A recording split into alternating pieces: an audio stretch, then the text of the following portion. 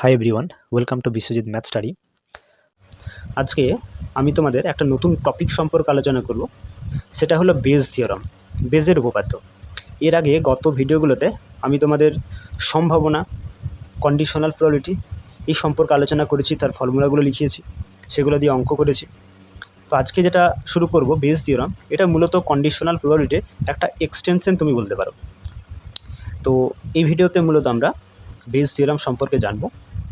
Base থিওরামটা যে ফর্মুলাটা, সেই ফর্মুলাটা কীভাবে আসছে সেই সম্পর্কে খানিকটা আলোচনা করব। তারপরে তোমাদের বইয়ের যে এমসিকিউ কোশ্চেনগুলো রয়েছে কনভেনশনাল টাইপের, তার কিছুগুলো কোশ্চেন আজকে আমরা এই ভিডিওতে সলভ করব। কারণ দেখো, ওইখানে তোমরা যে প্রবলেমগুলো পাবে অনুশীলনীতে, তো প্রত্যেকটা প্রবলেম একই রকম হবে, কারণ একটি থিওরাম বেসিস করে কোশ্চেনগুলো দেওয়া হয়েছে। তাহলে 2-4টি করলেই হবে, বাকিগুলো দেখবে একটু পেঁচিয়ে ঘুরিয়ে থাকবে, কিন্তু তোমরা প্রত্যেকে বুঝতে পারবে এবং করতে পারবে। তাহলে আমরা 2-4টি কোশ্চেন সলভ করব। তাহলে আজকে আমার এই বেজ থিওরাম এবং এই চ্যাপ্টার পুরোটাই মোটামুটি কমপ্লিট হয়ে যাবে। তো তোমরা অবশ্যই ভিডিওটি শেষ অবধি দেখবে। আমার চ্যানেলে এখনও যদি কেউ নতুন, তাহলে চ্যানেলটি সাবস্ক্রাইব করবে। যদি অঙ্কের ক্লাসগুলো ভালো লাগে তাহলে লাইক করবে, আর বন্ধুদের সঙ্গে অবশ্যই শেয়ার করতে পারো। তো চলো তাহলে আজকে বেজ থিওরাম সম্পর্কে জানি। তো দেখো, বেজ থিওরাম কী বলছে। বেজ থিওরাম বলছে যে, মনে করো একটা সম্পূর্ণ ঘটনা, এটা মনে করো একটা সম্পূর্ণ ঘটনা, যেটা বেশ কয়েকটা ছোটো ছোটো ঘটনা, 1, 2, 3, 4, 5, 6 এভাবে মনে করছি। এটাকে A1 ঘটনা, এটা ধরো A2 ঘটনা, এটা A3, এটা A4, এটা A5, এটা A6। ঠিক আছে, তাহলে ছোট ছোট কিছুগুলো পৃথক ঘটনা, A1, A2, A3, A4, A5, A6, এটা তোমাদেরকে যখন ফর্মুলা করতে হবে তখন তোমাদের এটা AN অবধি ধরতে হবে। আমি 6টা ধরে এখানে আমি তোমাদেরকে বোঝানোর চেষ্টা করছি। ঠিক আছে, তাহলে এই 6টা হলো আমার ছোট ছোট পৃথক ঘটনা, A1, A2, A3, এইভাবে A4, এইভাবে তুমি কিন্তু AN অবধি নিতে পারো। ঠিক আছে, এই পৃথক ঘটনাগুলো একসাথে সংযুক্ত হয়ে একটা সম্পূর্ণ ঘটনা তৈরি করছে, অর্থাৎ A1 union A2 union A3 union A4 union, এইভাবে A ইউনিয়ন AN। ঠিক আছে, ইউনিয়ন AN সমান S, অর্থাৎ একটা সম্পূর্ণ ঘটনা ডিফাইন করছে। এরপর বলছে, মনে করো যে আরেকটি ঘটনা, যে ঘটনাটি এই ঘটনাগুলোর সঙ্গে ঘটতে পারে বা এই ঘটনাগুলোর সঙ্গে সংযুক্ত একটা ঘটনা, আমি মনে করো X, এখানে X ধরলাম। X একটা ঘটনা যেটা এই ঘটনাগুলোর সঙ্গেই ঘটতে পারে, এরকম একটি ঘটনা হলো X। তাহলে এই X ঘটনাটি বেজ থিওরাম অনুযায়ী individually A1, A2, A3, A4, A5, A6 বা AN এ কার সঙ্গে ঘটার সম্ভাবনা আছে, এটা কিন্তু আমরা নির্ণয় করতে পারবো।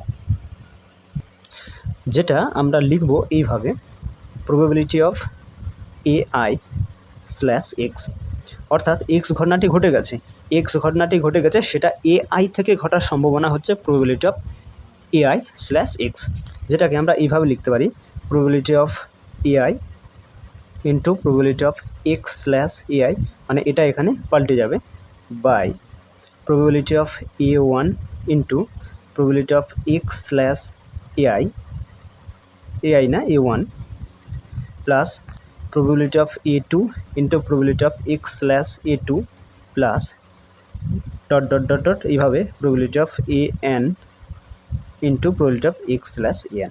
তাহলে এখানে আমরা কি দেখলাম, প্রবাবিলিটি অফ AI/X, অর্থাৎ X ঘটনাটি ঘটে গেছে, X ঘটনাটি ঘটে গেছে, সেটা AI থেকে ঘটার সম্ভাবনা কত বা সম্ভাবনা কত হবে। ঠিক আছে, তাহলে X ঘটনাটি যেহেতু ঘটে গেছে, তাহলে এখানে আমার কন্ডিশনাল প্রবাবিলিটি চলে আসছে। তাহলে X ঘটনাটি ঘটে গেছে, সেটা AI থেকে ঘটার, অর্থাৎ A1, A2, A3, A4 individually এগুলো থেকে ঘটার সম্ভাবনা কত, সেটা আমার কিন্তু আমার ফর্মুলাটা এটা হয়ে যাচ্ছে। ঠিক আছে, তো এখন যদি আমার প্রবাবিলিটি অফ, ধরো বললো যে X ঘটনাটি A4 থেকে ঘটার সম্ভাবনা কত, তখন আমরা কী লিখব, প্রবাবিলিটি অফ A4/X সমান ফর্মুলাটা কী হয়ে যাবে, প্রবাবিলিটি অফ, এখানে AI জায়গায় হবে A4 into probability of X/AI, সেটা A4 হয়ে যাবে, বাই নিচে যা আছে তাই থাকবে, probability of A1 into probability of X/A1 plus probability of A2 plus probability এটা ইন্টু প্রবাবিলিটি অফ X/A2, এইভাবে plus dot dot dot plus probability of AN into probability of X/AN। ঠিক আছে, তাহলে এইভাবে আমরা কিন্তু ইন্ডিভিজুয়ালি যে কোন ঘটনা থেকে এক্সটা ঘটেছে সেটার সম্ভাবনা কিন্তু এইভাবে আমরা বের করতে পারি। ঠিক আছে, তো এই ফর্মুলাটা, এই যে এটা যে ফর্মুলাটা, এটাই হচ্ছে বেস থিওরাম। তো এই ফর্মুলাটা যদি আমরা সংক্ষেপ লিখি তাহলে এইভাবে আমরা লিখতে পারি probability of AI slash AX সমান probability of AI into probability of X slash AI by, এটাকে আমরা সামেশন আকার লিখতে পারি, সামেশন I equals to 1 থেকে n অবধি probability of AI into probability of X slash AI, এভাবে আমরা সংক্ষেপে লিখতে পারি। ঠিক আছে, তো এখন এই যে ফর্মুলাটা এখানে আমরা পেলাম, ঠিক আছে, এই ফর্মুলাটা কোথা থেকে এলো বা কীভাবে আসছে সেটা আমরা খানিকটা একটু এখানে জেনে নেব। এখানে দেখো আমি যে ঘটনাগুলো এখানে বললাম, এই ঘটনাগুলো প্রত্যেকটা পৃথক ঘটনা। ঠিক আছে, এগুলো প্রত্যেকটা হচ্ছে পৃথক ঘটনা। এখন এই ঘটনাগুলো সংযুক্ত হয়ে একটা সম্পূর্ণ ঘটনাকে প্রকাশ করছে, তাহলে এদের ইউনিয়নটা এস হবে। ঠিক আছে, তাহলে পুরোটা যদি এস হয় আর এইটুকুটা যদি আমার এক্স হয়, এবং এই এস আর এক্সের, এস আর এক্সে যদি আমি ইন্টারসেকশন দেখি তাহলে কী পাবো, তাহলে ইন্টারসেকশনে দেখো আমার এক্সই আসবে। ঠিক আছে, আবার বলি, এই পুরো ঘটনাটা যদি আমার এস হয় আর এই ঘটনা যদি এক্স হয় এবং এস আর এক্সে যদি ইন্টারসেকশন বলো তাহলে ওই এক্সটাই পাবে, এটাই কমন অংশ হচ্ছে। তাহলে এক্স সমান আমরা লিখতে পারি এস ইন্টারসেকশন এক্স। ঠিক আছে, এখন এই এস মানে কি, এস মানে আমরা দেখলাম যে এস মানে হচ্ছে A1 union A2 union dot dot dot AN union AN, এটা আমার এস হচ্ছে ইন্টারসেকশন এক্স। এটাকে যদি আমি ভেঙে দিই তাহলে আমরা পেয়ে যাব A1 intersection x union A2 intersection x union dot dot dot union AN intersection X, এরকম পাবো, তাই তো। এখন যদি বুথ সাইডে আমরা প্রবাবিলিটি নিয়ে নিই তাহলে আমরা কী পাবো, প্রবাবিলিটি অফ এক্স সমান পেয়ে যাবো probability of A1 intersection X, ইউনিয়নটা প্লাস হয়ে যাবে probability of A2 intersection X plus dot dot dot plus probability of AN intersection X, এরকম হয়ে যাবে। ওকে, এখন এই প্রবাবিলিটি অফ এক্সকে আমরা এইভাবে লিখতে পারি probability of AI intersection x. দেখো এক্স আর AI এর মধ্যে যদি ইন্টারসেকশন করো তাহলে কিন্তু এক্সটাকেই পাবে। ঠিক আছে, তাহলে AI ইন্টারসেকশন এক্স, এটাকে দেখো যদি, তাহলে দেখো আমরা এখানে জানি যে এক্স এবং A1 থেকে শুরু করে AN অবধি প্রত্যেকটা ঘটনা হচ্ছে পৃথক ঘটনা। তাহলে যদি এখান থেকে probability of A intersection B আমরা বের করি তাহলে এটা আমরা সমান কী লিখতে পারি, এটা সমান লিখতে পারি probability of A into probability of B intersection A. আবার এটাকে আবার লিখতে পারি এভাবেও, probability of B into probability of A by B, এভাবে কিন্তু আমরা লিখতে পারি। তাহলে দেখো এখানে এ বি কোনটাতে সামনে আছে সেটা আমরা বুঝতে পারি না। ঠিক আছে, বি সামনে হলে আমরা এই সূত্র বসতে হবে, আবার এ যদি আগে থাকে তাহলে এই সূত্রটা, তাহলে আমরা সামনে কোনটা আছে ঠিক বুঝতে পারবো না, তাহলে আমরা এই দুটাই কিন্তু এখানে লিখতে পারি। তাহলে প্রবাবিলিটি অফ AI ইন্টারসেকশন এক্সের জায়গায় আমরা কী লিখতে পারি, probability AI into probability of X slash AI, এভাবে লিখতে পারি। আবার এভাবে লিখতে পারি, অর্থাৎ probability of x into probability of AI slash x, এভাবে আমরা দুভাবেই কিন্তু এটা লিখতে পারি। ঠিক আছে, তো আমরা এখানে মূলত probability of AI slash extra বের করছি। দেখো probability of AI slash x, তাহলে এটা মানটা যদি আমরা বের করি এই দুটো থেকে, এই দুটোকে আমি আলাদা একটা ব্র্যাকেট করে নিই, সেখান থেকে probability of AI slash x যদি বের করি তাহলে প্রবাবিলিটি অফ এক্সটা এইদিকে পাঠাতে হবে। তাহলে এটা যা আছে তাই লিখে নিই, probability of AI into probability of X slash AI, probability of extra পাঠিয়ে দাও, তাহলে প্রবাবিলিটি অফ এক্সটা আমার নিচে চলে এলো। ঠিক আছে, তাহলে probability of AI slash X সমান আমরা কী পাচ্ছি, দেখো probability of AI into probability of X slash AI by probability of X রয়েছে, প্রবাবিলিটি অফ এক্স সমান দেখো আমি লিখেছি এখানে, এখানে প্রবাবিলিটি অফ এক্স সমান আমরা পেয়েছি এটা, দেখো এটা আমাদেরকে নিচে লিখতে হবে। ঠিক আছে, অর্থাৎ প্রবাবিলিটি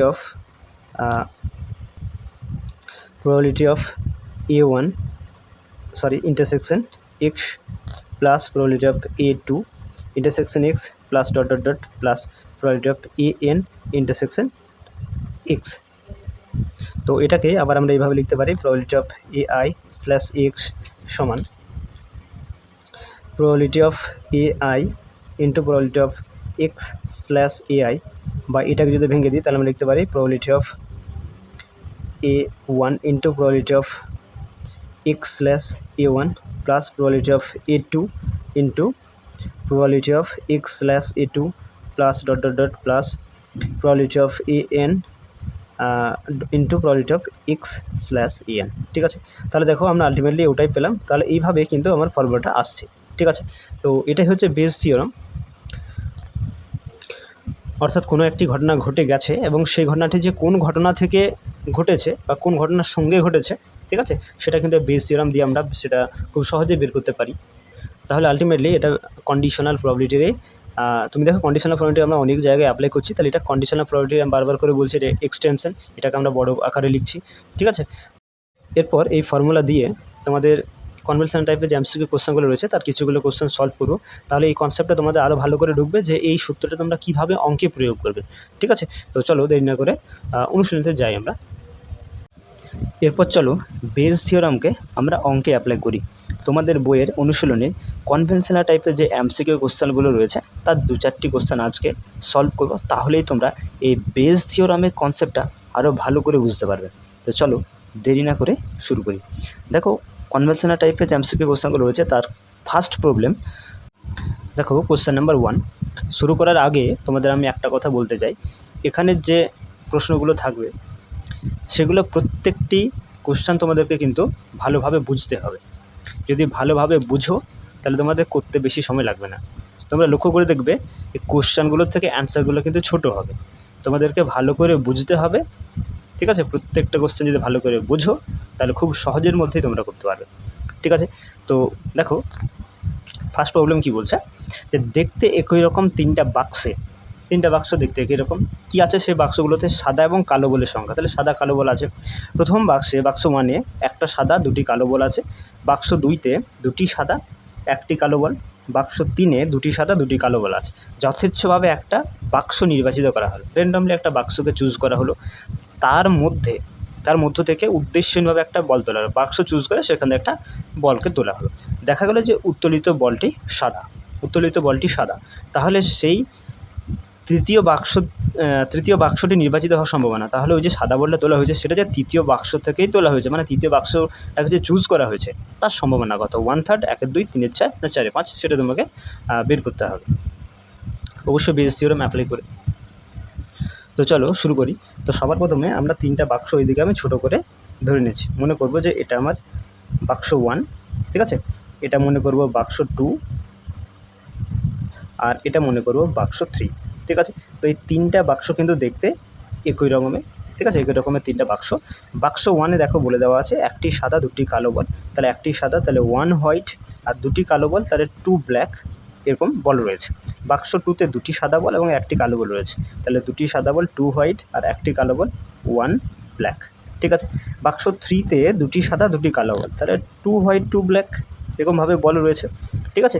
এখন একটা বাক্সকে তোমাকে র্যান্ডমলি চুজ করতে হবে এবং সেই বাক্সতে একটা বলকে তুলতে হবে। সেই তোলা বলটি সাদা এবং ওই যে বাক্সটা চুজ করেছিলাম সে তৃতীয় বাক্স হবে তার সম্ভাবনা তোমাকে চাইছে। তো চলো আমরা বাক্সগুলোকে চুজ করার যে ঘটনাগুলো, সেই ঘটনাগুলোকে আমরা A1, A2, A3 এইভাবে ধরে নেব, ঠিক আছে। তো মনে করি প্রথম বাক্স নির্বাচিত হওয়ার যে ঘটনা, ঠিক আছে, সেই ঘটনাটা মনে করব A1, ঠিক আছে। প্রথম বাক্স নির্বাচিত হওয়ার ঘটনা হচ্ছে A1।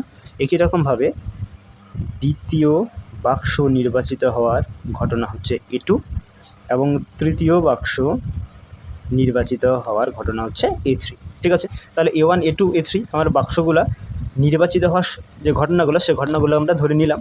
এরপর আমাদের এক্স দরকার। এক্সটা আমরা কোনটা ধরবো, দেখো এখানে বলে দেওয়া আছে যে আমরা বাক্সগুলো র্যান্ডমলি চুজ করার পরে তার মধ্য থেকে একটা উদ্দেশ্যেরভাবে বল তোলা হয় এবং উত্তোলিত বলটি দেখা গেল সাদা। তাহলে এই সাদা বল উত্তোলিত হওয়ার যে ঘটনা সেটাকে আমরা এক্স ধরলাম। সেই ঘটনাটি কিন্তু আমার 3টা বাক্সের সঙ্গে রিলেট থাকবে, কারণ দেখো সাদা বল তোলা হয়েছে, সাদা বলটা বাক্স 1 থেকেও উঠতে পারে, বাক্স 2 থেকেও উঠতে পারে, বাক্স 3 থেকেও কিন্তু উত্তোলিত করা যেতে পারে। তাহলে আমার এক্স ঘটনাটি এই 3টা ঘটনার সঙ্গেই কিন্তু রিলেট থাকছে, সম্পর্কিত থাকছে, তাই না। তো চলো সেটা আমরা এক্স ধরে নিই। আবার মনে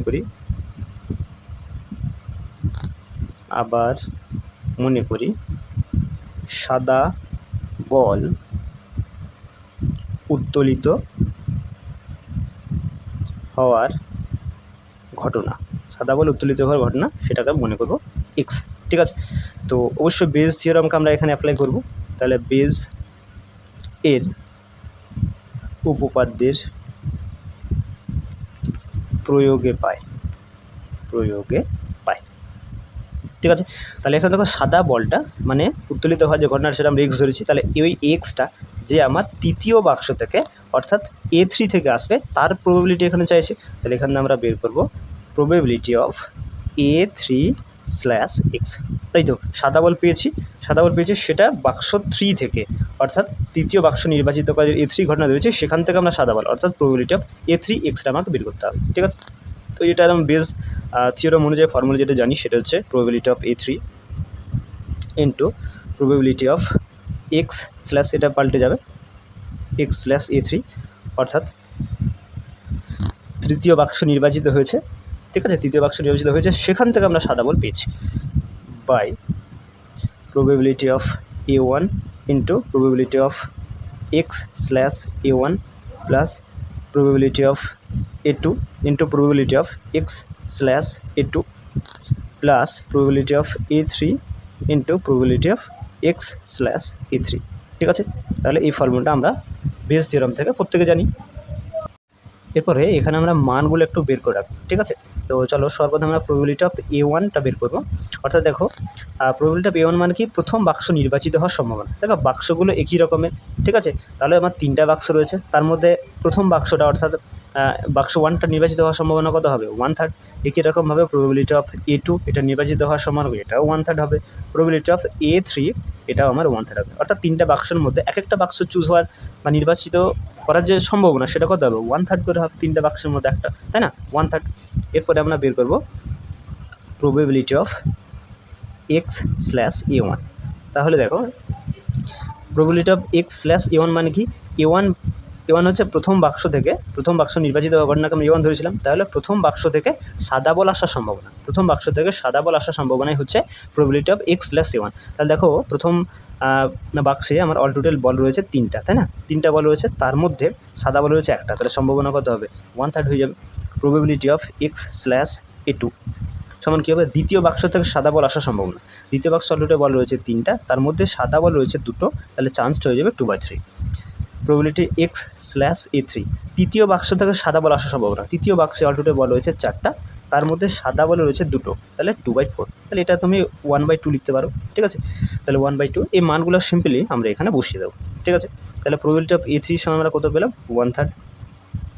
প্রবাবিলিটি অফ x/A3 এটা সমান আমরা পেলাম 1/2 বাই, দেখো এখানে probability of A1 A2 A3 প্রত্যেকের মান 1/3 করে, এখানে 3টা দেখো probability of A1 probability of A2 probability of A3 এই মানগুলো 1/3 হবে, তাহলে 1/3 আমরা কমন নিয়ে নেব। ঠিক আছে, কমন নিলে এখানে পড়ে থাকবে প্রবাবিলিটি অফ x/A1 এটা মানটা হচ্ছে 1/3 প্লাস প্রবাবিলিটি অফ x/A2 এটা তো কমন নিয়েছি, প্রবাবিলিটি অফ x/A2 এটা মানটা হচ্ছে 2/3 প্লাস প্রবাবিলিটি অফ x/A3 এটা মানটা হচ্ছে 1/2। ঠিক আছে, তো 1/3 সিম্পলি কেটেই যাচ্ছে, তাহলে এখানে পড়ে থাকছে 1/2, এটা একটু লসাগু করে নাও, এই লসাগু হয়ে যাবে 6, তাহলে 3 দুগুণে 6, তাহলে এখানে 2 থাকছে, 3 দুগুণে 6 2, 2 দুগুণে 4, আর এখানে 3 দুগুণে 6 3 থাকছে, তাহলে এখানে পাচ্ছি 1/2 ইন্টু 6 এটা হয়ে যাচ্ছে 7, এটা 9, 3 দুগুণে 6 3 3 9, তাহলে এখান থেকে আমরা 1/3 পেয়ে যাচ্ছি।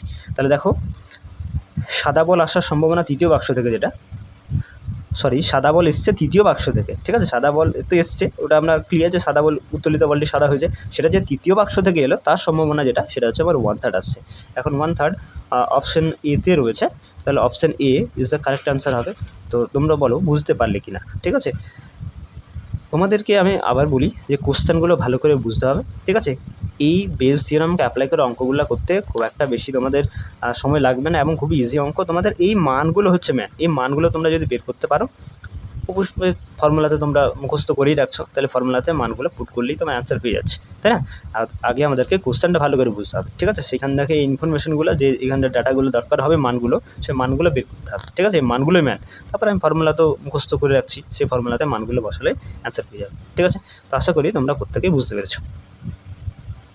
এরপর দেখো কোশ্চেন নাম্বার 5, সাইকেল উৎপাদনকারী কোনো কোম্পানির 2টি যন্ত্র আছে। প্রথম যন্ত্রটি 60% এবং দ্বিতীয় যন্ত্রটি 40% সাইকেল উৎপাদন করে। তাহলে কোনো কোম্পানি 2টা যন্ত্র থাকছে, তার মধ্যে একটাতে 60% এবং একটা যন্ত্রতে 40% সাইকেল উৎপাদন করে। তো প্রথম যন্ত্রের সাহায্যে যেসব সাইকেল তৈরি করা হয় তার 80% উৎকর্ষের দিক থেকে আদর্শ মানে হয়, মানে ভালো হয়। আর দ্বিতীয় যন্ত্র যেখানে 40% আমরা দেখলাম সাইকেল উৎপাদন করে, তাদের যে সাইকেল উৎপাদন করে সেই সাইকেলগুলো তাদের 90% উৎকর্ষের দিক থেকে আদর্শ মানে হয়। যথেচ্ছভাবে একটা সাইকেল নির্বাচন করা হবে, ঠিক আছে।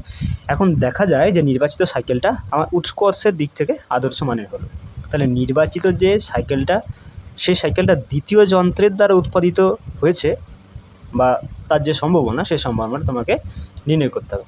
তাহলে দেখো, নির্বাচিত সাইকেলটা আমার উৎকর্ষের দিক থেকে আদর্শ মানে হলো, সেটা বা দ্বিতীয় যন্ত্র থেকে নির্বাচিত হওয়ার যে সম্ভাবনা সেটা চাইছে, অর্থাৎ কন্ডিশন অফ প্রবাবিলিটি। তাহলে বেস থিওরাম অ্যাপ্লাই করব, ঠিক আছে। তো চলো এখানে আমি মনে করব আবার আগের মতো দুটো বাক্স করে নেব, ঠিক আছে। মনে করব এটা আমার প্রথম যন্ত্র, ঠিক আছে, এটা আমার প্রথম যন্ত্র এবং এটা হচ্ছে আমার দ্বিতীয় যন্ত্র। তো প্রথম যন্ত্রে 60% এবং দ্বিতীয় যন্ত্রে 40% সাইকেল উৎপাদন করা হয়। তাহলে মনে করবো যে এখানে প্রথম যন্ত্রে আমার 60টা এবং দ্বিতীয় যন্ত্রে 40টা, অল টোটাল 100টা, ঠিক আছে। 100% সাইকেল উৎপাদন হচ্ছে। এখন প্রথম যন্ত্রে যেসব সাইকেল উৎপাদন হয় তাদের 80%, তাহলে 60টা যদি উৎপাদন হয় তার 80% মানে কটি হচ্ছে 60 গুণিত 80/100, এখান থেকে 0 কেটে দাও, তাহলে 48টা। তাহলে 60টার মধ্যে 48টা দেখা যায় যে উৎকর্ষের দিক থেকে আদর্শ মানে হয়, ঠিক আছে। একই রকমভাবে দ্বিতীয় যন্ত্রে আমার 40%, মানে আমি ধরছি যে 40টা সাইকেল উৎপাদন হয়, তার 90%, তাহলে 40 গুণিত 90/100, এখান থেকে 2 কেটে দাও, 4 9 36, তাহলে এখানে 40টার মধ্যে 36টা উৎকর্ষের দিক থেকে আদর্শ মানে হয়, ঠিক আছে। এটা এখানে বলে দেওয়া আছে। এবার র্যান্ডমলি একটা আমাকে সাইকেল নির্বাচন করতে হবে, সেই সাইকেলটা আমার উৎকর্ষের দিক থেকে ভালো হলে এবং সেটা যে দ্বিতীয় যন্ত্র থেকে উৎপাদিত হয়েছে তার সম্ভাবনা আমাকে চাইছি এখান থেকে। তো সবার প্রথমে আমি এখানে ধরে নেব যে মনে করি প্রথম যন্ত্র নির্বাচিত হওয়ার ঘটনা A1। আমি মনে করব যে সাইকেলটা নির্বাচন করা হয়েছে, চুজ করা হয়েছে, সেই সাইকেলটা প্রথম যন্ত্র থেকে এসছে বা প্রথম যন্ত্র থেকে নেওয়া হয়েছে, তার যে ঘটনা সেটা হচ্ছে A1। একই রকমভাবে দ্বিতীয় যন্ত্র নির্বাচিত হওয়ার ঘটনা হচ্ছে A2, ঠিক আছে। এখন A1 A2 হয়ে গেল। এক্সটা কি? এক্সটা এখানে বলে দেওয়া আছে যে নির্বাচিত যে সাইকেলটা সেটা উৎকর্ষের দিক থেকে আদর্শ মানে, সেটাকে আমরা এক্স ধরে নেব। তাহলে আবার মনে করি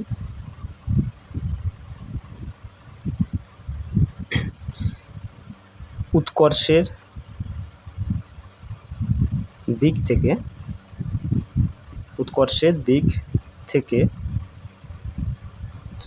আদর্শ মানের সাইকেল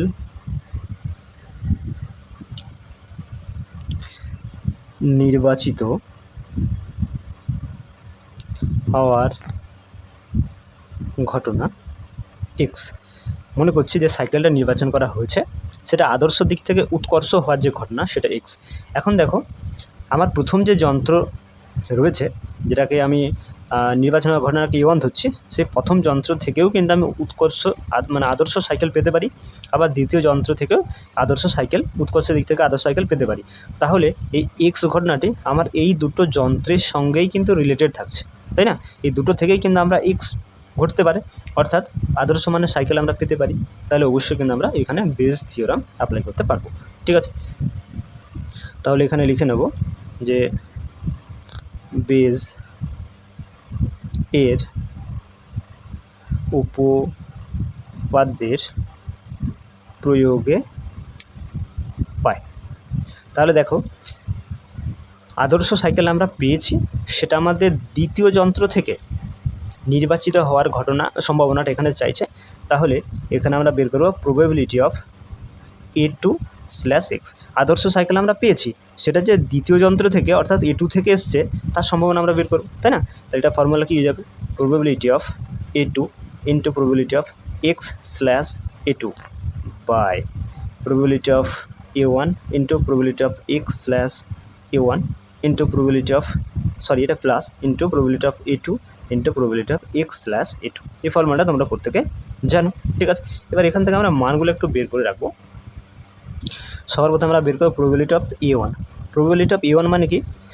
প্রথম যন্ত্র নির্বাচিত হওয়ার সম্ভাবনা। দেখো, অল টোটাল আমার 100%, তাই না? অল টোটাল সাইকেল উৎপাদন করা হয় ধরো 100টি। এবার 100টির মধ্যে 60টি হচ্ছে আমার প্রথম যন্ত্র থেকে, তাহলে প্রথম যন্ত্র নির্বাচিত হওয়ার সম্ভাবনা কত হচ্ছে 100/60, তাই না? 60%, প্রথম যন্ত্র থেকে 60% আমরা কিন্তু সাইকেল উৎপাদন করতে পারি, তাহলে প্রথম যন্ত্র থেকে যে সাইকেলটা পাবো তার চান্স কত 60/100, তাই না? প্রথম যন্ত্র নির্বাচিত হওয়ার সম্ভাবনা হচ্ছে 60%, তাহলে এখান থেকে আমরা পেয়ে যাচ্ছি 6/10 ধরে নাও, ঠিক আছে, 0 কেটে দাও। আচ্ছা, প্রবাবিলিটি অফ A2, অর্থাৎ আমার এই দ্বিতীয় যন্ত্র নির্বাচিত হওয়ার সম্ভাবনা কত, অল টোটাল তো আমার 100 হচ্ছে, তার মধ্যে 40% হচ্ছে এখানে সাইকেল উৎপাদন করা হয়, তাহলে আমার 40% চান্স থাকছে দ্বিতীয় যন্ত্রটি হওয়ার, তাহলে এখান থেকে আমি পেয়ে যাচ্ছি 4/10। এরপর আমরা বের করবো প্রবাবিলিটি অফ X/A1। এর মানে কি? এর মানে হচ্ছে প্রথম যন্ত্র থেকে ওই আদর্শ সাইকেলটি পাওয়ার সম্ভাবনা, ঠিক আছে, প্রথম যন্ত্র থেকে আদর্শ সাইকেলটি পাওয়ার সম্ভাবনা।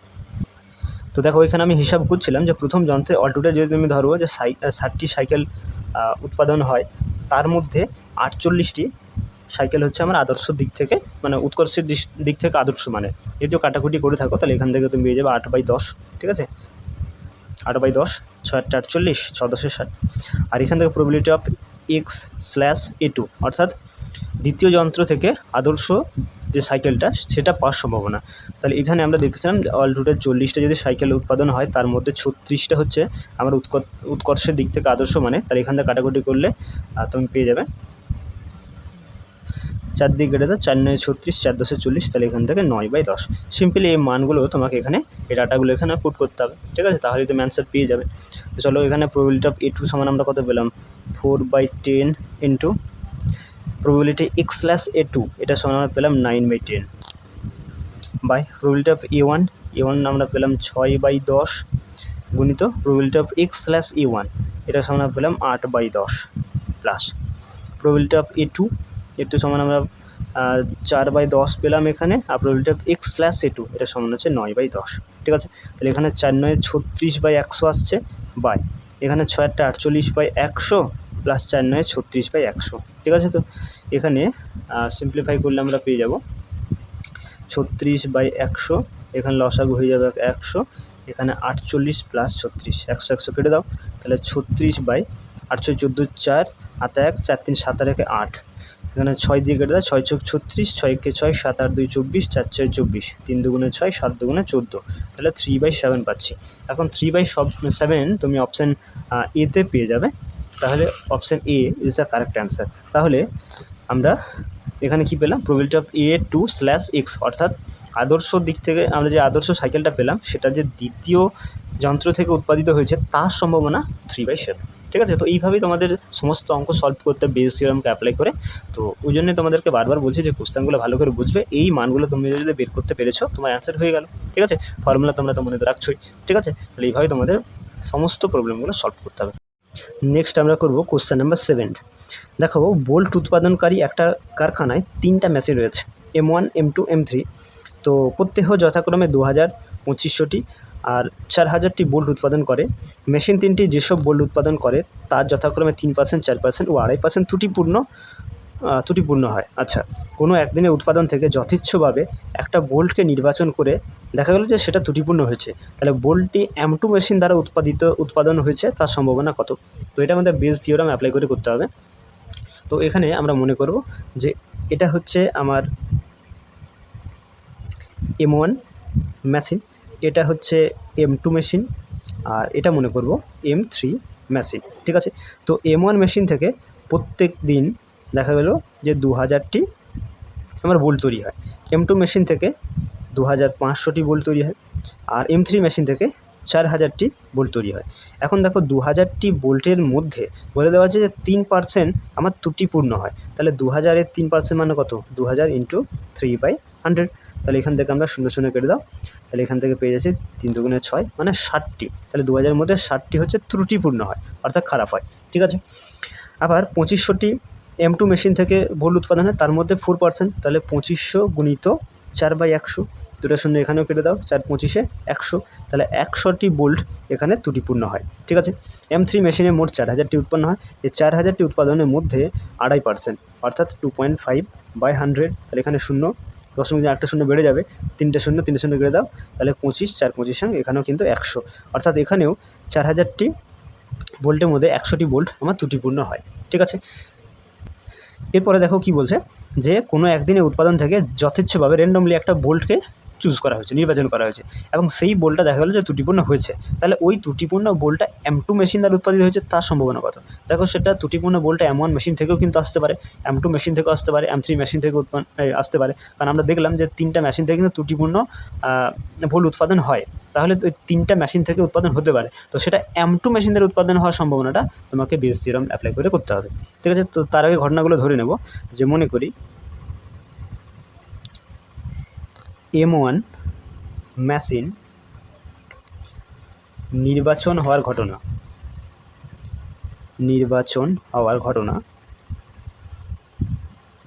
ঘটনাকে আমরা A1 মনে করব। ঠিক আছে, একই রকমভাবে M2 মেশিন নির্বাচন হওয়ার ঘটনা হচ্ছে A2, আর M3 মেশিন নির্বাচন হওয়ার ঘটনা হলো A3। তাহলে A1 A2 A3 পেয়ে গেলাম। এরপর আমাদের এক্সটা দরকার। এক্স কোনটা ধরবো?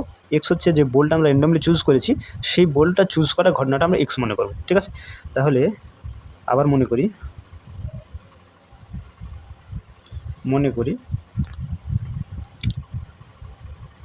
নির্বাচিত বোল্টটি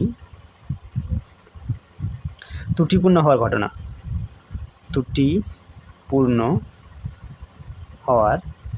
ঘটনা, এটা আমরা এক্স মনে করব। ঠিক আছে, এটাকে আমরা এক্স মনে করলাম। তাহলে এবার বেস থিওরামকে আমরা এখানে অ্যাপ্লাই করব। বেজ এর উপপাদ্যের প্রয়োগে পাই।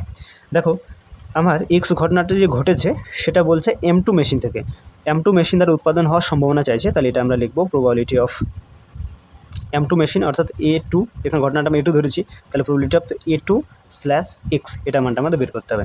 এক্স ঘটনাটি ঘটেছে, অর্থাৎ যে বোল্টটা তোলা হয়েছে, নির্বাচন করা হয়েছে, সেই বোল্টটি ত্রুটিপূর্ণ হয়েছে। এই ঘটনাটি যে A2 থেকে ঘটেছে, অর্থাৎ M2 মেশিন থেকে ঘটেছে, তার সম্ভাবনা চাইছে। তাহলে প্রবাবিলিটি অফ A2/X, এটা ফর্মুলা কী হবে?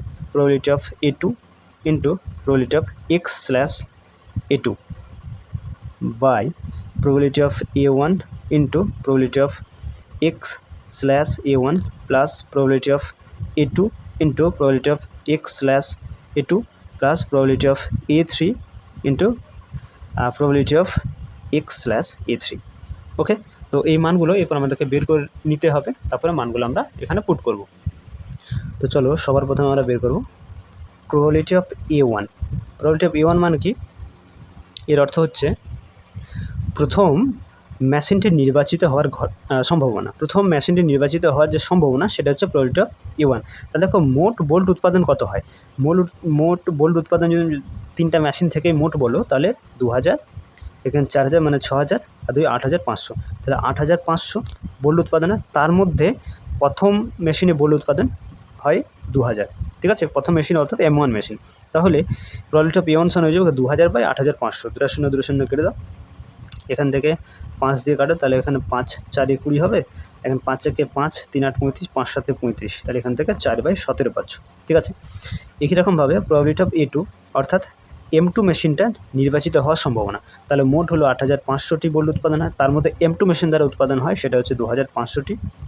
2 0 2 0 আবার কেটে দাও, 5 5 25, 5 17 85, এখান থেকে পাচ্ছ 5/17। ঠিক আছে, এখানেভাবে আমি এখানে মানগুলো এখানে বের করছি। তাহলে প্রবাবিলিটি অফ A3 সমান কী হয়ে যাবে? অর্থাৎ তৃতীয় মেশিন নির্বাচিত হওয়ার সম্ভাবনা। তাহলে মোট হচ্ছে 8500 থেকে তৃতীয় মেশিন উৎপাদন করে 4000টি বোল্ট, তাহলে 2 0 2 0 কাটো, 5 8 40, 5 17 85, এখান থেকে তুমি 8/17 পাচ্ছ। ঠিক আছে, এরপর আমাদের মানগুলো যেটা বের করতে হবে সেটা হচ্ছে প্রবাবিলিটি অফ X/A1 এর মান। প্রবাবিলিটি অফ X/A1 এর অর্থ কী?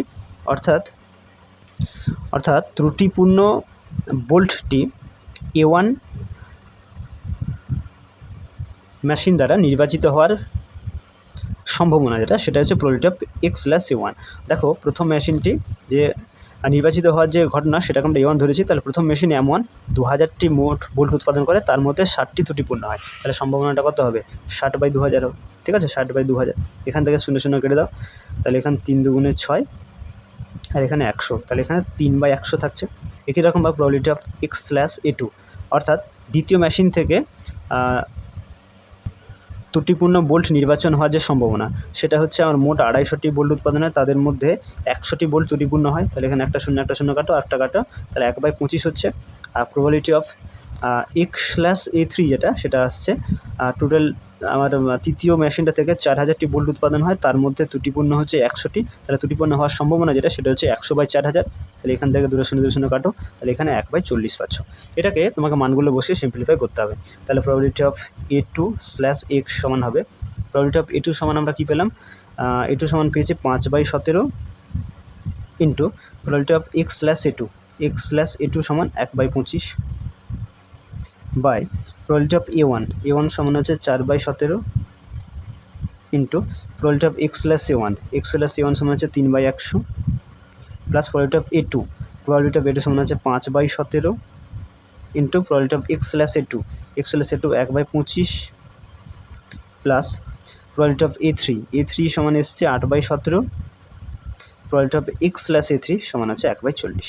এটা হচ্ছে কিছু কাটাকুটি যাবে, তো এগুলো করে নাও। এখানে 5×5 = 25 যাবে, 4×25 = 100 হচ্ছে, এখানে 5×5 = 25, 5×8 = 40। তাহলে এখানে কী পাচ্ছ, চলো এরপর একটু সিম্পলিফিকেশানটা করে নাও। তাহলে প্রবাবিলিটি অফ a2/x সমান হচ্ছে ওপরে থাকছে 1/17 ইন্টু 5, আর নিচে থাকছে 3/17 into 25 plus 1/17 into 5 plus 1/17 into 5। ঠিক আছে, তো এখানে আমরা কি করব না 1/17 ইন্টু 5 আর নিচে 1/17 ইন্টু 5 এখানে কমন নিয়ে নেব। ঠিক আছে, কমন নিলে কী পড়ে থাকবে দেখো, ওপরে 3টে থাকবে, নিচে 17 কমন নিয়েছো, 25 থেকে 5 কমন নিয়েছো, তাহলে 5 পড়ে থাকবে, এটা 1 থাকবে, এটা 1 থাকবে। ঠিক আছে, এটার সঙ্গে এটা কেটে দাও। তাহলে এখানে কি থাকলো, উপরে 1 থাকছে, আর এটা যদি লসাগু করো তাহলে 5 লসাগু, যেটা উপরে হয়ে যাবে ভাগটা গুণ করলে, এখানে 3 + 1 না, এটা 5 + 5 হয়ে যাবে। তাহলে এখান থেকে আমি পাবো 5/5, 5 × 10 = 3 = 13, 5/13 পাবো। ঠিক আছে, তো 5/13 তোমাদের অপশান বিতে রয়েছে এবং এই বিটাই কারেক্ট অ্যান্সার হয়ে যাবে। বুঝতে পেরেছো? নেক্সট আমরা করব কোশ্চেন নাম্বার 10। কোনো বিমা কোম্পানি 2000টি স্কুটার এবং 3000টি মোটরসাইকেল বিমা করে। তাহলে অল টোটাল 5000টি গাড়ি বিমা করে। তো কোনো স্কুটারের দুর্ঘটনা ঘটার সম্ভাবনা 0.01 এবং কোনো মোটরসাইকেলে ওই সম্ভাবনা অর্থাৎ দুর্ঘটনা ঘটানোর সম্ভাবনা 0.02 দিয়েছে। বিমা করা একটি যান একটি দুর্ঘটনা ঘটায়, দুর্ঘটনা ঘটা যানটি যে মোটরসাইকেল হবে তার সম্ভাবনা তোমাকে নির্ণয় করতে হবে। তাহলে দেখো, বিমা করা যান দুর্ঘটনা ঘটিয়েছে, বিমা করা যান দুর্ঘটনা ঘটিয়েছে, তারপরে বলছে যে ওই যানটি যে মোটরসাইকেল হবে তার সম্ভাবনা কত। তাহলে এখান থেকে কন্ডিশন অফ প্রবাবিলিটি চলে আসছে, মানে আমরা বেস থিওরামকে অ্যাপ্লাই করতে পারবো। ঠিক আছে, তো চলো সবার প্রথমে আমরা মোট কতগুলো যান বা গাড়ি বিমা করা আছে সেটা আমরা এখানে একটু লিখে নেব। তাহলে সবার প্রথমে আমরা লিখব যে মোট বিমা করা যানের সংখ্যা। মোট কতগুলা গাড়ি বিমা করা রয়েছে, দেখো 2000টি স্কুটার আর 3000টি মোটরসাইকেল, তাহলে অল টোটাল 5000টি যান আমার কিন্তু বিমা করা রয়েছে। ঠিক আছে, এরপরে আমরা দুর্ঘটনা ঘটানো যে যানটি স্কুটার হবে তার ঘটনাকে আমরা a1 ধরে নেব, আর মোটরসাইকেল হওয়ার ঘটনাকে আমরা a2 ধরে নেব। ঠিক আছে, তো এখানে লিখো মনে করি দুর্ঘটনা ঘটানো যানটি স্কুটার হওয়ার যে ঘটনা সে ঘটনাকে আমরা মনে করব a1। ঠিক আছে, একই রকমভাবে আবার দুর্ঘটনা ঘটানো যানটি মোটর সাইকেল হওয়ার ঘটনা মনে করব a2। ঠিক আছে, তাহলে a1 a2 পেয়ে গেলাম। এরপর আমাদের x দরকার। x আমরা কোনটা ধরে নেব, x হচ্ছে দুর্ঘটনা যানটি, এখানে দুর্ঘটনা ঘটানো ওই ঘটনাটাকে আমরা x ধরে নেব। ঠিক আছে, বিমা করা একটি যান যে দুর্ঘটনা ঘটিয়েছে সেই দুর্ঘটনা ঘটানোর যে ঘটনা সেটাকে আমরা x ধরে নেব, যে দুর্ঘটনা ঘটেছে। তো চলো আবার মনে করি